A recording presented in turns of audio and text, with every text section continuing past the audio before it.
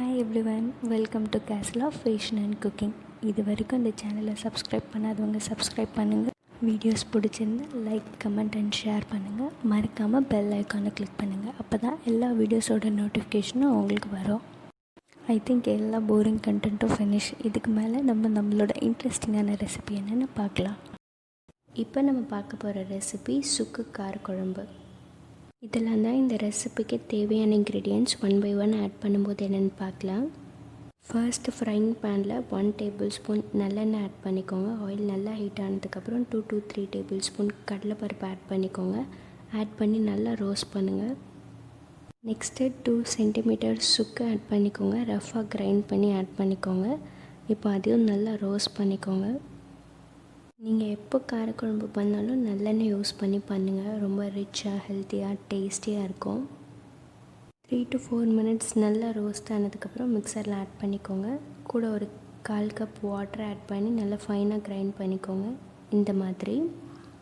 Next frying பேனில் 1/4 cup நல்லெண்ணெய் add பண்ணிக்கோங்க.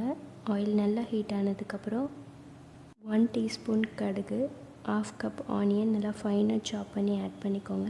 நெக்ஸ்ட்டு 10 cloves ஆஃப் பூண்டு, 1/2 கப் தக்காளி, அதையும் நல்லா ஃபைனாக சாப் பண்ணி ஆட் பண்ணிக்கோங்க. நெக்ஸ்ட்டு கொஞ்சமாக உப்பு. இது எதுக்குன்னா ரொம்ப குயிக்காக சாட்டே ஆகிறதுக்காக.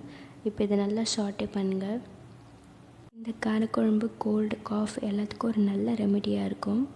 இது நல்லா சாட்டே ஆனதுக்கப்புறம் 1 கப் புளி தண்ணி, நெக்ஸ்ட்டு நம்ம ஆல்ரெடி கிரைண்ட் பண்ணி வச்சுருந்த பேஸ்ட் ஆட் பண்ணிக்கோங்க. அதோட ஒரு 1/4 கப் வாட்டர் ஆட் பண்ணிக்கோங்க. ஆட் பண்ணி நல்லா மிக்ஸ் பண்ணிக்கோங்க. இப்போது இந்த ரெசிபிக்கு தேவையான salt, next 1/4 cup homemade chilli powder. இதை எப்படி பண்ணுறதுன்னு இன்னொரு வீடியோவில் சொல்லியிருக்கேன், அதை பாருங்கள்.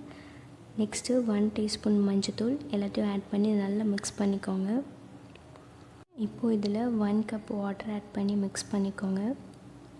மிக்ஸ் பண்ணதுக்கப்புறம் லிட் போட்டு க்ளோஸ் பண்ணிவிடுங்க. 10 மினிட்ஸ் நல்லா குக் ஆகட்டும். அதுக்கப்புறம் குழம்பு இப்படி தான் இருக்கும். இப்போது இதில் 1 டேபிள் ஸ்பூன் வெல்லம் ஆட் பண்ணிக்கோங்க. ஆட் பண்ணி நல்லா மிக்ஸ் பண்ணிக்கோங்க. இப்போ இது ரெடி ஆகிடுச்சு, சர்வ் பண்ணலாம்.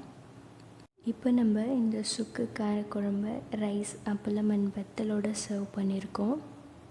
இது அவ்வளோ டேஸ்டியாக, ரொம்ப ஹெல்த்தியாக இருக்கும். ஸோ கண்டிப்பாக இதை மிஸ் பண்ணாமல் ட்ரை பண்ணி பார்த்துட்டு மறக்காமல் எப்படி இருந்துச்சுன்னு கமெண்ட் பண்ணுங்கள். Thank you so much for your time and patience. See you soon for sure in the next video. Bye bye. Take care.